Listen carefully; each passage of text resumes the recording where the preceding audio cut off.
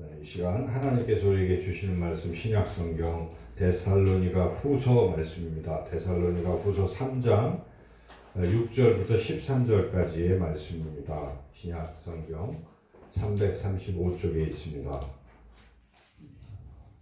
데살로니가 후서 3장 6절부터 13절까지의 말씀입니다.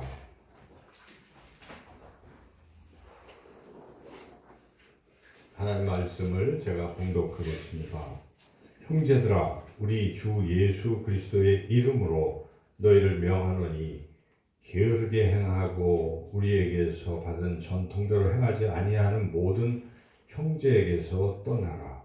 어떻게 우리를 본받아야 할지를 너희가 스스로 아나니 우리가 너희 가운데서 무질서하게 행하지 아니하며 누구에게서든지 음식을 값없이 먹지 않고 오직 수고하고 애써 주야로 일함은 너희 아무에게도 폐를 끼치지 아니하려 함이니 우리에게 권리가 없는 것이 아니요 오직 스스로 너희에게 본을 보여 우리를 본받게 하려 함이니라. 우리가 너희와 함께 있을 때에도 너희에게 명하기를 누구든지 일하기 싫어하거든 먹지도 말게 하라 하였더니 우리가 들은즉 너희 가운데 게으르게 행하여 도무지 일하지 아니하고 일을 만들기만 하는 자들이 있다 하니 이런 자들에게 우리가 명하고 주 예수 그리스도 안에서 권하기를 조용히 일하여 자기 양식을 먹으라 하노라. 형제들아, 너희는 선을 행하다가 낙심하지 말라.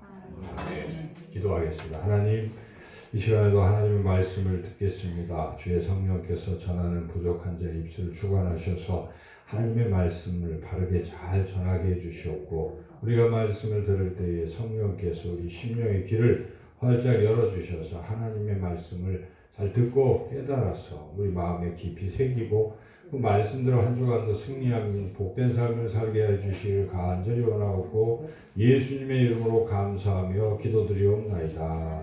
아멘. 지난 참 안타까운 일이 있었죠.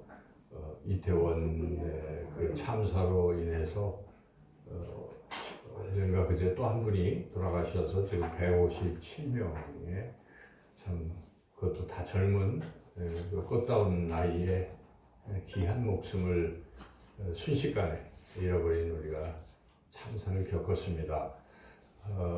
국민 모두가 애통하고 참 마음 아파합니다. 무엇보다 그 가족을 잃은 우리 유가족들, 그 어머니, 아버지의 마음이 얼마나 아프겠습니까? 우리가 그런 비통한 일을 겪고 있습니다. 그런데 참 안타까운 일은 그러한 죽음, 참 참사에 대해서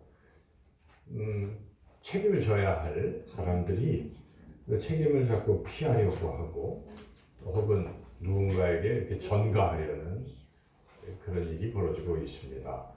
오늘도 아동부 예배 때 마침 그 네로 황제 때 그 화재 사건을 이렇게 해서 한 그 장면을 우리가 같이 봤는데 당시에 불이 어떻게 났든 간에 사고가 났을 때 네로 황제가 불을 질렀다는 소문도 돌고 할 정도로 어쨌든 그 참사가 어떤 나라의 그 왕을 비롯한 이런 데서의 문제가 있었음에도 틀림없는데 그 네로는 그 책임을 회피하려고 누군가에게 책임을 전가하려고 우리 기독교인들을 지목해서 기독교인이 불을 질렀다 해서 그 초점을 이렇게 돌려서 그 면했다는 이제 그 이야기를 마침 우리가 같이 말씀을 통해서 들었습니다. 혹시나 그런 일이 지금 재현되고 있지는 않는지 책임을 질 사람이 져야 되는데 책임을 안 지고 자꾸만 누군가에게 책임을 돌리는 이런 일들이 벌어지고 있지 않는지 상당히 우려가 됩니다. 국내에 아주 유명한 일간지입니다. 그 신문사의 논설위원이 사설에 이와 관련해서 글을 실었는데 그 공감이 됩니다. 그 내용을 제가 잠시 말씀을 드리면 이렇습니다. 조문하고 조문하고 조문하고 조문하고 조문하고 조문했다. 추모법회, 추모예배, 추모미사에 갔다. 윤석열 대통령이 이태원 헬로윈 참사 발생 후 일주일 동안 한 일이다. 대통령은 조문객에 머물 수 없다. 흰 국화를 바치고 법회와 예배에서 손 모으는 일은 한 번이면 충분하다. 이를 반복하는 건 정치도 통치도 아니다. 시민이 대통령에게 요구하는 것은 두 가지다. 첫 번째는 국정 책임자로서의 진솔한 사과다. 시민이 요구하는 두 번째는 잘못한 사람에게 상응하는 책임을 신속하고 철저하게 물으라는 것이다. 참사 전 압사 위험을 알리는 112 신고가 쇄도했지만 경찰이 제대로 대처하지 못했음이 이미 드러났다. 이상민 행정안전부 장관도, 윤희근 경찰청장도, 김광호 서울경찰청장도 늑장 대응 사실이 확인됐다. 이들은 고위공직자이다. 법적 책임 이전에 정무적 책임부터 묻는 게 순리다. 이날 회의에는 이 장관과 윤 청장이 참석했다. 시스템을 엉망으로 만든 책임자들이 시스템을 개선하겠다며 앉아있는 게 말이 되나? 언제까지 이들의 얼굴을 봐야 하는가? 제가 중간만 읽었습니다만은 아주 국내에 유명한 일간지의 논설위원이기 때문에 그 신문사를 대표하고 또 여론을 대표해서 쓴 글이죠. 이 내용에 대해서 많은 국민들이 그렇게 생각하고 있을 것입니다.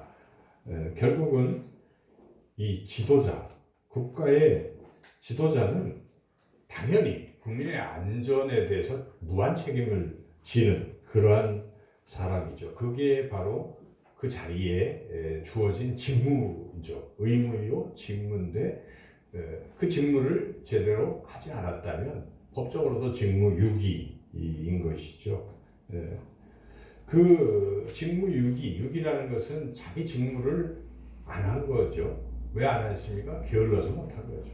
해야 되는데 생각도 안 하고 있는 게으름, 신경도 쓰지 않는 게으름에서 비롯된 것이라고 말할 수가 있습니다. 그래서 우리가 이런 현상을 보면서 생각하는 것이 이 게으름이 도대체 뭔가? 우리는 흔히 게으르게 살기도 하고 그럴 수도 있으려니 하지만 여러분 게으름은 죄입니다. 죄 중에 죄입니다. 그래서 유명한 신학자 칼 바르트는 인간의 죄를 크게 세 가지를 말하고 있습니다. 공교롭게도 끝에 글자가 만자로 끝나는데 첫째는 기만이죠.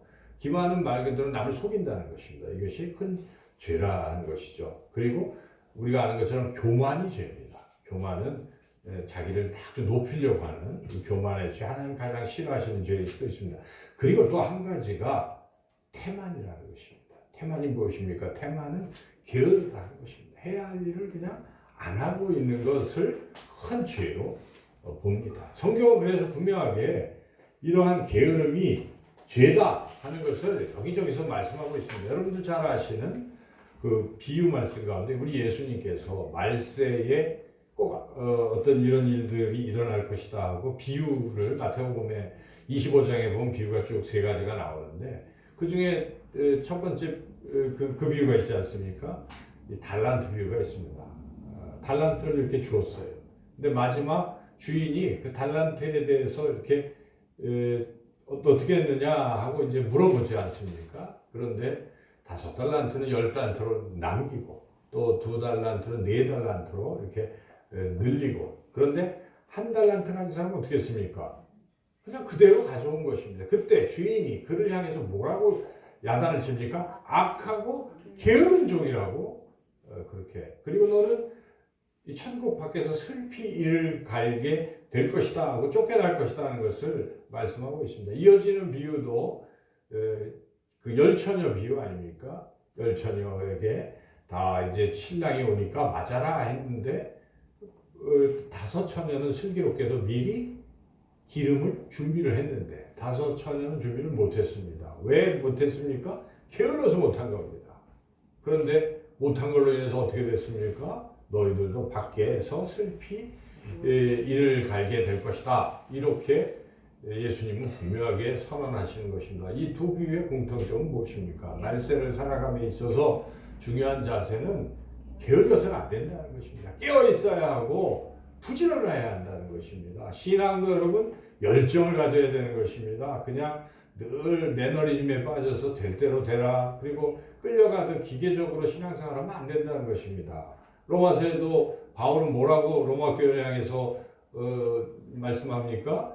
주를 위하여 열심을 품으라 하는 것입니다. 열정을 가지고 주님을 섬기라 하는 것입니다. 열정이 없는 신앙은 우리 주님이 가장 싫어하십니다. 차지도 않고 덥지도 아니하면 라오디게아 교회를 향해서 뭐라고 말씀하십니까? 내가 뱉어버리라 말씀하시는 것입니다. 그러므로 우리의 신앙이 이렇게 게을러 있고 이래서 절대 안 되는 것이죠. 우리가 더욱더 부지런하게 열심을 내야 한다. 그것이 성경이 우리에게 가르쳐 주시는 진리입니다. 잠언에는 그런 게으름에 대한 말씀이 굉장히 많은데, 제가 예를 들어서 하나를 읽어보면, 게으른 자는 가을에 밭 갈지 아니하나니 그러므로 거둘 때는 구걸할지라도 얻지 못하리라. 게으른 자의 정욕이 그를 죽이나니 이는 그 손으로 일하기를 싫어함이니라. 이렇게 성경 분명히 일하지 않고 그냥 시간만 보내는 무의도식하는 삶 자체를 그렇게 좋게 보지 않습니다. 열심을 품고 무엇인가 주어진 사명을 잘 감당하기를 하나님은 원하신다는 것입니다.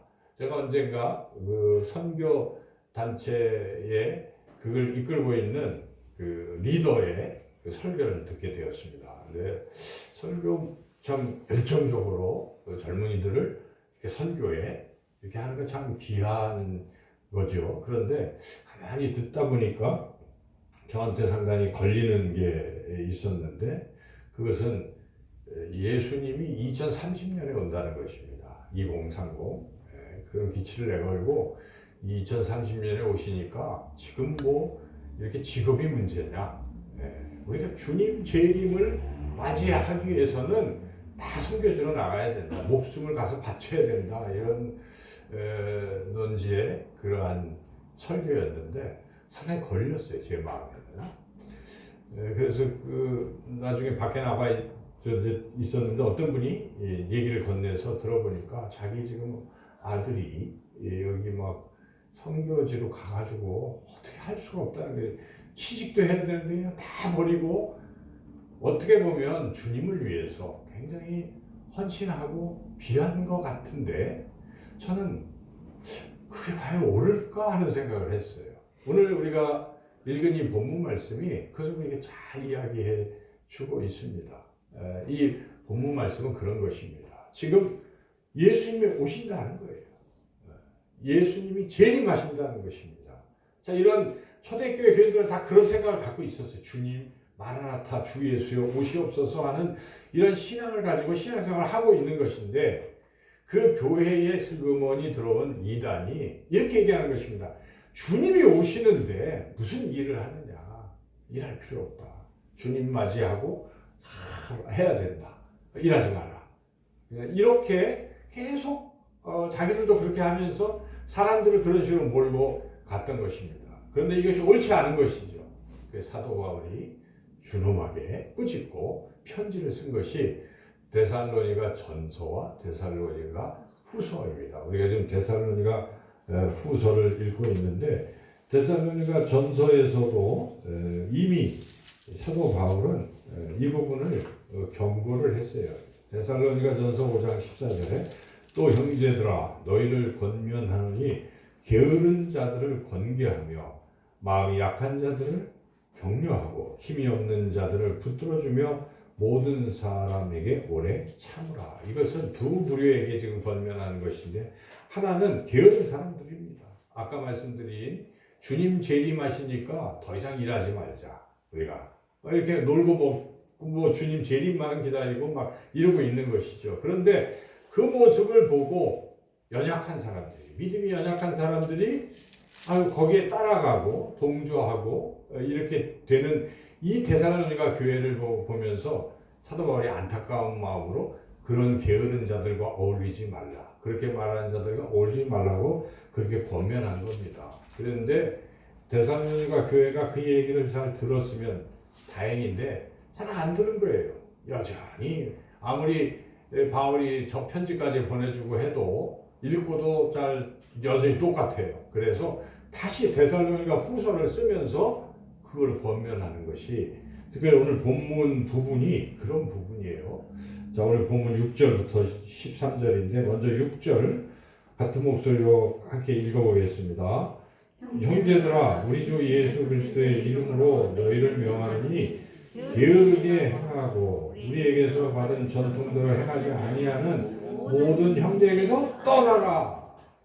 이게 무슨 말씀입니까? 그런 자들과 어울리지 말라는 것입니다. 옳지 않은 일을 하는 자들과는 어울리면 안 된다는 것이. 왜냐하면 어울리다 보면 자기도 그렇게 됩니다. 여러분, 이단이 불쌍하다고 해서 이단에게 전도한다고 자꾸 이단을 만나고 있으면은 뭐 믿음이 강한 사람 같으면은 이단을 데려올 수 있겠지만은 대부분 못 들어와요. 저도 못 하겠더라고요. 보면은 그 사람들은 딱 공식이 있어요. 그리고 얘기하면 대화를 안 해요.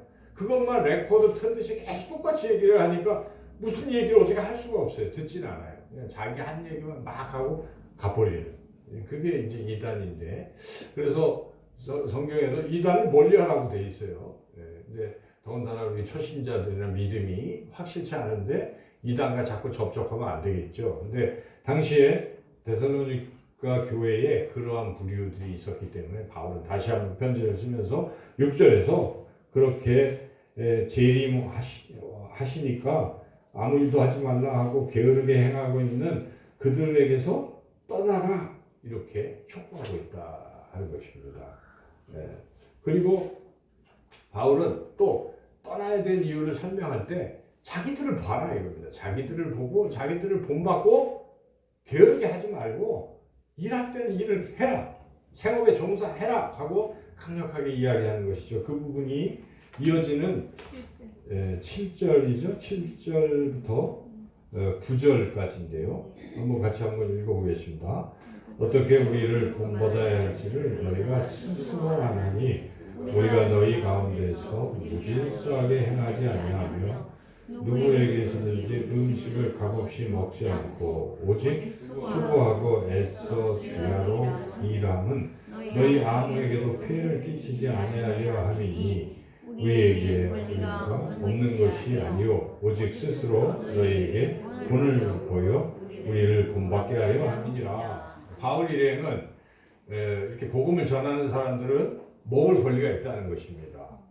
당연히. 그렇지만 자기는 그 권리를 주장하지 않겠다는 것입니다. 자기는 천막을 기부하면서 생업에 종사하면서 돈을 번다 하는 것입니다. 벌면서 요즘은 자비량 선교 같은 것입니다. 그렇게 하면서 열심히 일을 하면서도 바울은 그 여러 곳을 복음을 전파하고 다니지 않았습니까? 다니면서 생업에 종사한 것이죠. 그렇게 열심히 한 일은 너희들에게 혹시나 피해가 되지 않게 하려고 하는 것이다. 근데 당시 데살로니가 교회에는 그런 사람들이 있었던 것입니다. 자기는 일도 안 하고 주님 재림 하신다고 막 이러만 하고 있으면서 그러면 교회적으로 또 뭐 이렇게 일한 사람들이 있으니까 근데 그걸 같이 공유하면서 그렇게 하고 있는 것에 대해서 이건 아니다 하고 일할 사람들이 육신이 멀쩡한 사람들은 주님이 내일 오시더라도 오늘 열심히 생업에 종사하라고 지금 교회적으로 좀 권면하고 있는 것이죠. 그런데 바로 우리를 봐라. 우리가 그렇지 않느냐. 우리는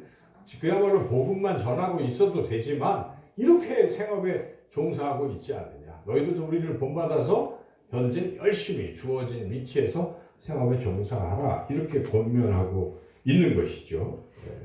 그리고 나서 이제 다시 한번 또 권면을 하는 것입니다. 이어서 10절에서 12절도 똑같은 내용인데 한번 읽어보겠습니다. 우리가 너희와 함께 있을 때에도 너희에게 명하기를 누구든지 일하기 싫어하거든 먹지도 말게 하라 하였더니 우리가 들은즉 너희 가운데 게으르게 행하여 도무지 일하지 아니하고 일만 만들기만 하는 자들이 있다 하니 이런 자들에게 우리가 명하고 주 예수 그리스도 안에서 권하기를 조용히 일하며 자기 양식을 먹으라 하노라. 계속 설명하고 있는 거죠. 근데 여기 특별히 그들은 이미 데살로니가 전서에서 편지를 보내서 하라고 했는데 듣지도 않고 계속 하면서 오히려 일도 안 하고 뭐만 한다고 합니까? 일을 만들기만 한다. 이때의 일은 무엇입니까? 일을 만든다는 것은 분란만 일으키고 있다는 것입니다. 그러니까 일은 안 하고 생산적인 일에는 종사하지 않고 그냥 뭐 시끄럽게 하는 이런 것들을 자꾸 만들어서 교회만 어지럽히고 있다 하는 그러한 거죠. 이거를 지금 사도 바울이 데살로니가 교회를 향해서 권면하고 있는 것입니다. 여러분 이 성경은 하나님의 말씀인 것이죠. 이렇게 해서는 안 된다 하는 것을 분명히 우리에게 가르쳐 주고 있습니다. 그래서 우리가 이 말씀을 귀 기울여 들어야 되는데 이제 마지막으로 바울은 열심히 일하는 사람들도 격려해야 되잖아요. 지금 일 안 하고 놀고 먹고 막 계속 교회를 말만 만들어서 어지럽게 하는 그 사람들에 대해서 경고하는 것뿐만 아니라 그냥 이렇게 열심히 일하는 사람들은 또 격려를 해야 되기 때문에 마지막 격려의 말씀으로 13절을 주고 있는 것이죠. 13절 읽어보겠습니다. 형제들아 너희는 선을 행하다가 악시로 하지 말라. 여기서의 선은 그걸 말하는 거예요. 열심히 일하는 일 자체. 그러면서 복음을 전하는 것. 자기 생업에 열심히, 자기 삶의 자리에서 열심히 그렇게 살아가면서 그것으로 선을 행하고 또 복음을 계속 전파하는 이 삶이 하나님이 기뻐하시는 삶이요. 이것이 하나님의 뜻이라는 것입니다. 우리가 오늘 이 본문을 통해서 우리가 인생을 어떻게 살아가야 되는가 하는 걸 분명히 깨닫습니다. 우리가 젊음이 주어져 있고 또 일할 수 있는 여건이 있고 또 한다면은 정말 열심히 일을 해야 됩니다.